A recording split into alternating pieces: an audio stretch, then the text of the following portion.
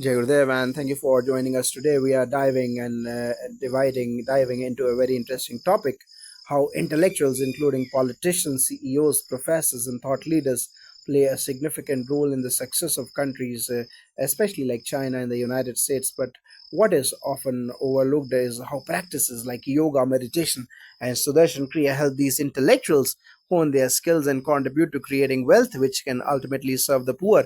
Could you explain how these techniques support intellectuals in their roles? Jai Gurudev, it is a pleasure to be here. Yes, you are absolutely right. Intellectuals are the driving forces behind successful economies. Whether they are politicians shaping national policies, scientists pushing the frontiers of knowledge, or CEOs innovating and leading companies, their abilities influence the direction of entire societies. However, intellectual excellence alone isn't enough to drive success in the long term. These individuals also need the mental clarity, emotional stability, resilience, and creative energy that allow them to perform at their highest potential. This is where techniques like yoga, meditation, and Sudarshan Kriya come in. These practices, by directly impacting the mind and body, enable individuals to perform better under pressure, develop innovative solutions, foster positive relationships, and make decisions that ultimately benefit society. Successful intellectuals are not only good at problem solving, they also excel at emotional regulation, strategic thinking, and envisioning long term goals, all of which are cultivated by yoga and meditation. You mentioned emotional stability and mental clarity, two things that are crucial for high performing intellectuals. Could you explain more specifically how yoga and meditation impact these qualities?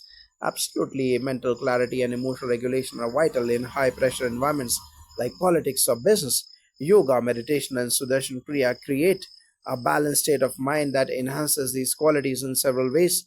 By intellectuals, especially those in leadership roles, face immense pressures. Sudarshan Kriya, a powerful breathing technique developed by His Holiness Gurudev Shri Shri Ravi Shankar Ji, has been shown to reduce stress by lowering cortisol levels, the hormone associated with stress. By calming the nervous system, it helps intellectuals think more clearly and focus on their tasks, whether it's making critical policy decisions or strategizing the future of a company. Studies in journals like Psychoendocrinology and the Journal of Clinical Psychology have demonstrated that regular practice of Sudarshan Kriya improves overall mental health, reduces anxiety, and enhances cognitive functions like attention, decision making, and problem solving.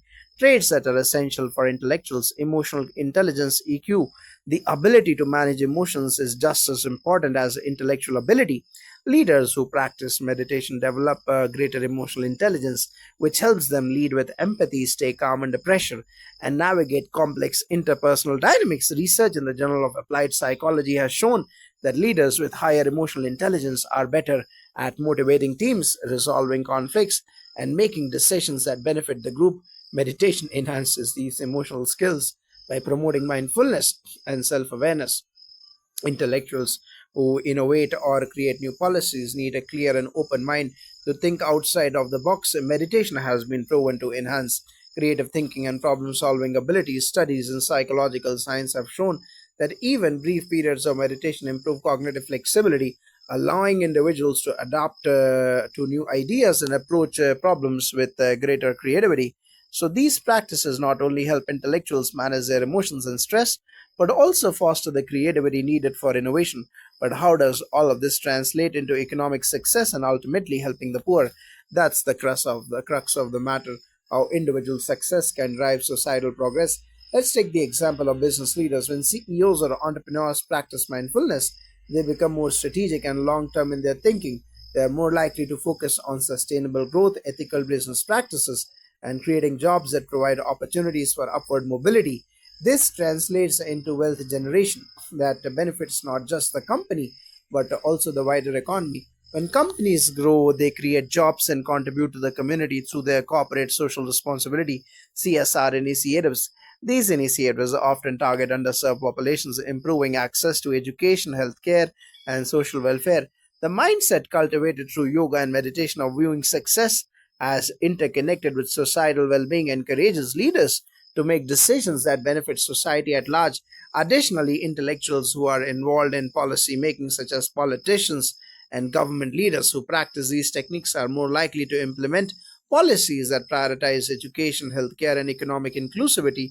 These policies create a more equitable society, helping the poor and ensuring that wealth is distributed more broadly. It is clear how these practices impact personal well being and professional performance, but how do they foster a sense of interconnectedness where intellectuals understand that their success is linked to the well being of the broader society?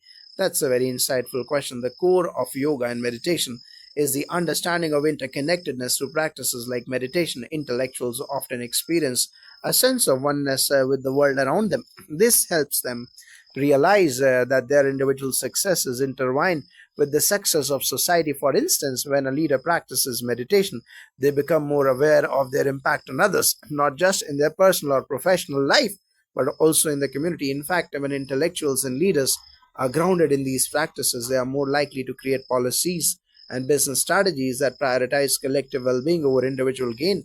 This perspective leads to wealth that is more inclusive, benefiting a wider range of people, including those in marginalized communities. Take the example of Patagonia, an eco conscious apparel company. Its founder, Yon Choinard, is known for his meditation practice. Choinard has repeatedly stated that his commitment to environmental sustainability and worker welfare is rooted in his mindfulness practices, which help him stay grounded in the bigger picture. His company focuses not just on profits or on making a positive impact on the environment and society, including fair wages for workers and investment in societal and environmental causes. It's interesting how yoga, meditation, and Sudarshan Kriya seem to cultivate not only personal success but also a broader societal perspective. Can you provide more examples of intellectuals or leaders who have used these practices to contribute to societal well being? Absolutely. Let's look at Ray Dalio, the founder of Bridgewater Associates. Dalio practices transcendental meditation and has openly credited his practice for helping him remain calm during stressful periods such as the 2008 financial crisis.